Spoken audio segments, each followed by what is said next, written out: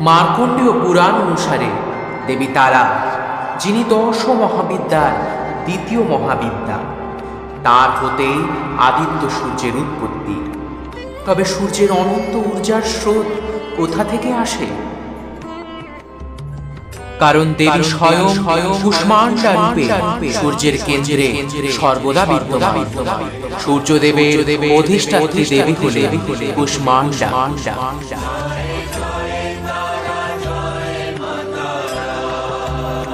দেবী কালিকার এই রূপ তারা তারিণী নামে খ্যাত।